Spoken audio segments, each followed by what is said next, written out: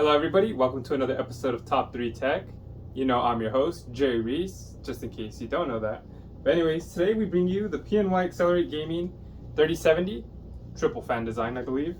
I don't think it's called the triple fan, but I have reviewed the PNY single fan 3060, and I have reviewed the PNY double fan 3060 and 3060 Ti. So I'm not too sure what this is called. It's already got a crazy name, XLR8 Gaming REVEL, so we'll just leave it at that, 3070.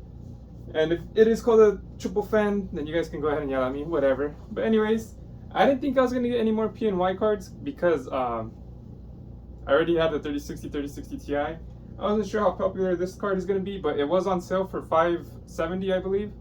$580 maybe. I'll double check. Anyways, it was on sale, so I figured, hey, why not? People are probably going to buy this card to test it out. I know Asus is the KO. For $560, $580 around there, so not too bad. If that's the cheapest 3070 we can find, might as well test it and see if it's worth the money. But let's go ahead and go to the unboxing and the benchmarks and see the results that we get.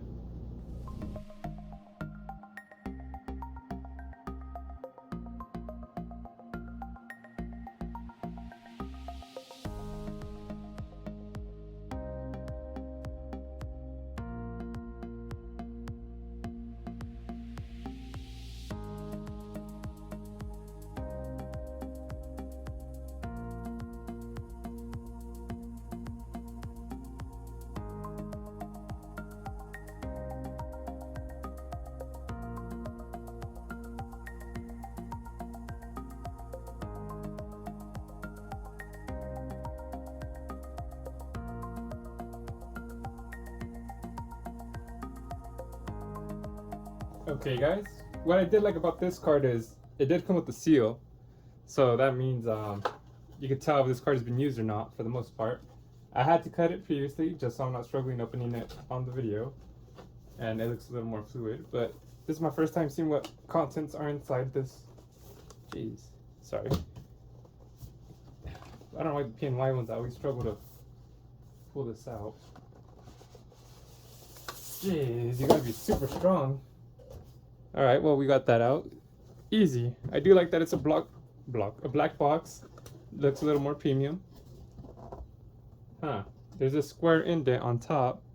It's already an odd sign. Wait, was there something supposed to be on there? I do see the card.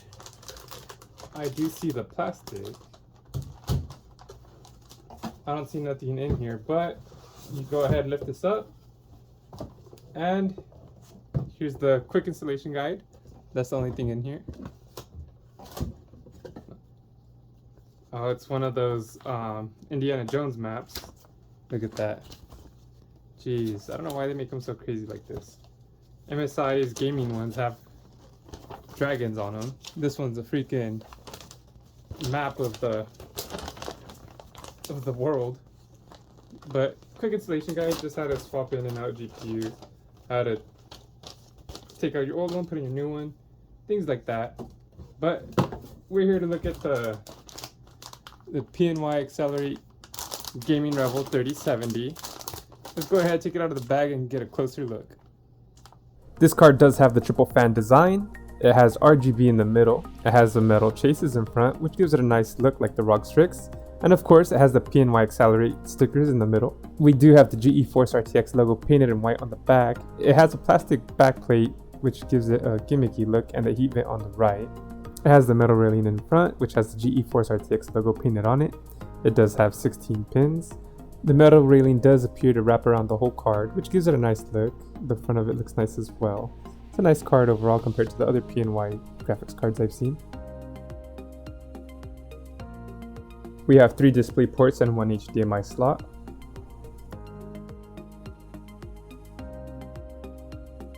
Well, we have a couple of GPUs on hand, so why not compare them to each other? We have the Sapphire Pulse 6600. We got the Sapphire Pulse 6800. We got the Sapphire Nitro Special Edition 6800 XT. And we have the EVGA for the Win 3070 Ti.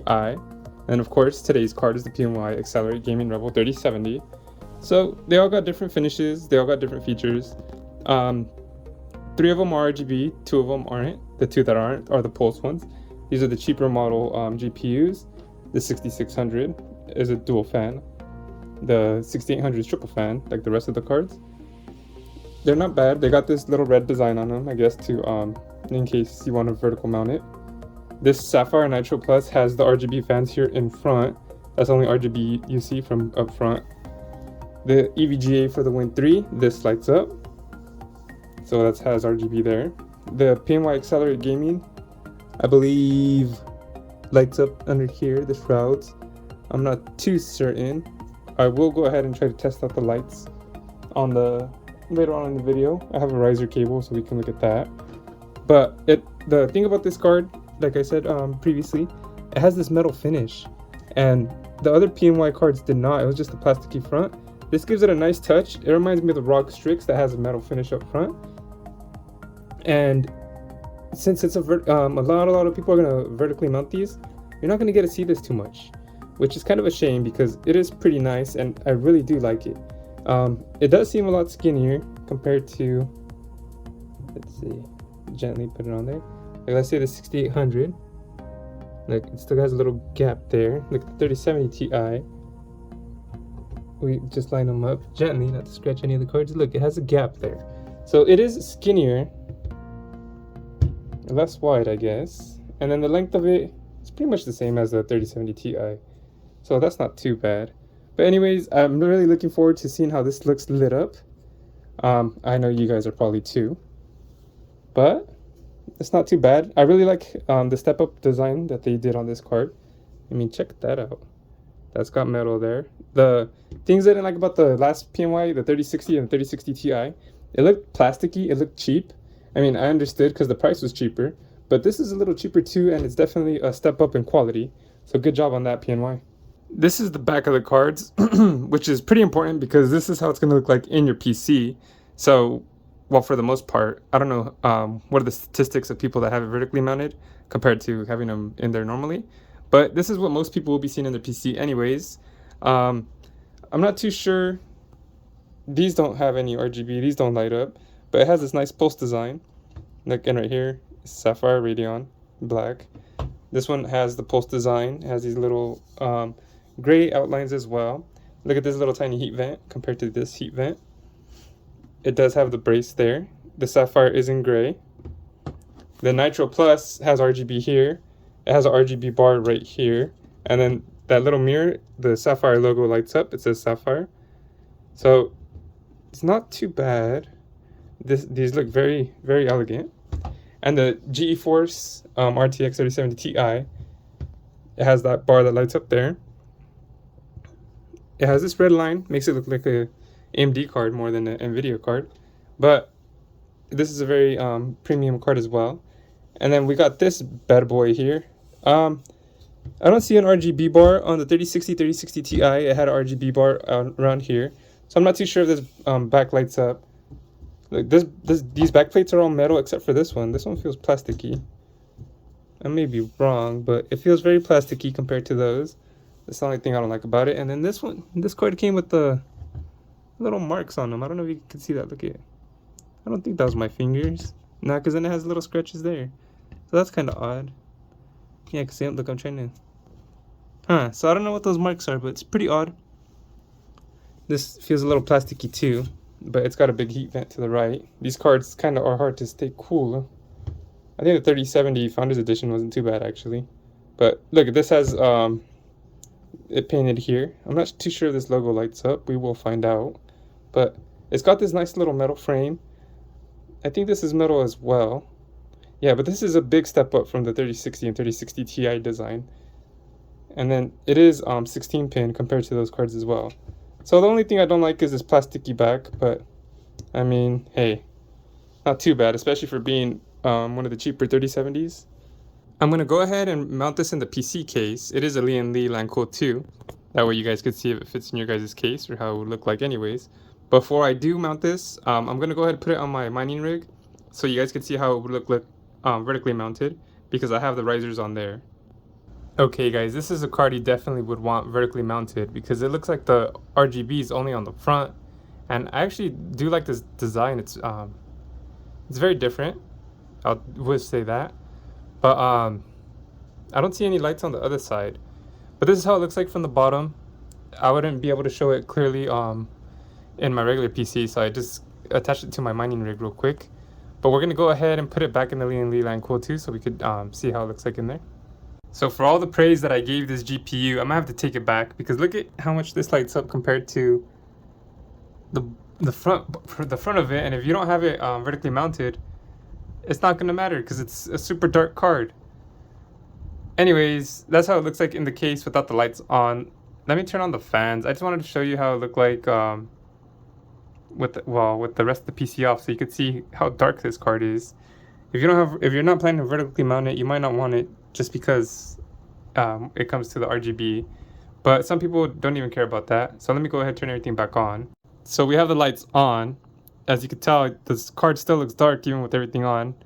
And the other thing about this card is to control the LEDs on it, you have to go through this program, Velocity X, LED control, and then from there, sorry about that, you got GPU temperature, still, rainbow, breathe, cycle, strobe. It does have more features in the 3060 Ti and the 3060, which is nice. I have it on rainbow, but let's go ahead and put it on still. Let's see, RFX. For now, I'll sync the NVMe with my Asus RFX. All right, and then static. Oh, and that's red. Sorry, I had a AMD card in there last time. All right, so look, that's if everything is white. Looks a little better. Those two give off little red hues, but that's what happens when you don't use official things. So I mean, you can't really tell it even has LEDs on it. But anyways, let's go to the benchmarks. Sorry about that, guys. A lot of people don't like RGB. I do. You're paying a lot for these cards, so you know. But anyways, we're gonna go to the benchmarks and see how it performs. Before we get started with the benchmarks, let me go ahead and introduce the Top3Tech PC specs. We have the Asus X570 Tough Gaming Plus Wi-Fi motherboard. We have the Ryzen 7 5800X CPU, and then of course we got 32 gigabytes of Corsair Vengeance RAM at 3200 megahertz. And we will be testing the PNY XLR8 Gaming REVEL Epic X RGB 3070. I know it's such a long name. It is running on 1725 megahertz of boost clock. Its core clock is at 1500 megahertz. It has 8 gigabytes of GDDR6 memory, non-X. It is on the Ampere architecture, and the minimum recommended PSU wattage is 650.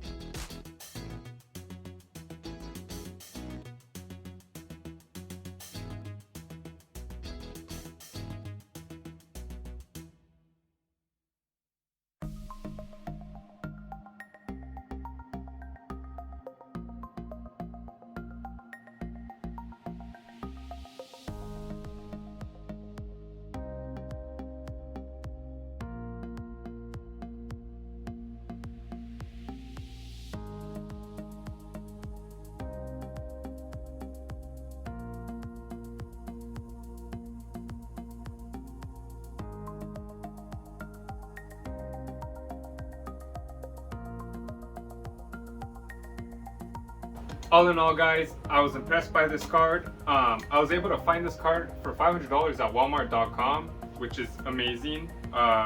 Especially this version of the card. They have another PNY version that is dual fan. I might try to get that, but I found this for $500 at Walmart.com. Not bad at all. Normally it's like what, $580, $570 for this card, which is still one of the cheaper prices for a 3070. They are going down in price. I would recommend checking it out. I'll drop the link below. So it's kind of hard to critique this card, but I'm just gonna say the pros and cons, like if there wasn't a price anyways. What I do like about it is the design of this card. It's a lot better looking than the other PNY XLR8 Gaming REVELs, the 3060 Ti and 3060 single fan and dual fan. I like how it looks a lot better compared to those. The noise is pretty quiet. Its price isn't too bad, especially at the $500 mark. That's a steal. That's pretty much the Founders Edition price. The temps on this weren't bad at all. As you saw in the graphs, they were pretty low. One of the lowest cards I have tested. And then of course, the cons on this is the RGB is only on the underside of the card. So to really get good hang of this card, you would have to do it vertically mounted. And I can't really say too much more negative, except if you're going to be spending $580, if the one on Walmart.com is sold out for $500, then I would probably recommend getting the 6800. You'll get a little bit better performance in most games, but if you are an NVIDIA fan and you don't want to switch over to AMD, I would highly recommend that card around the $500, $580 price. Hopefully this video helped you guys out, and like I said, the only thing I really didn't like about it was no RGB on the top. It's pretty sad, pretty weird, but oh well, it is what it is. It performs pretty good, and at the price, it's not really that bad. But hopefully this helped you in making your purchase. Hit that like button if you watched all the way through. Hit that subscribe button to help me out. I'm trying to get 500 subs. I'm almost there. So either way, I appreciate you guys. Feel free to comment down below, and I'll catch you guys next time. Peace. Thank you for watching another video from Top 3 Entertainment. I hope you hit like and subscribe. Also, I'm going to have a recommended playlist, a recommended video right here, so make sure to click that as well. I appreciate you guys tuning in, whether it be to the Top 3 Tech, Top 3 Gaming, or the Why Not Me podcast. You guys are dope. I hope to see you guys in the next video. And of course, let's grow this thing together. Peace. Peace. Peace.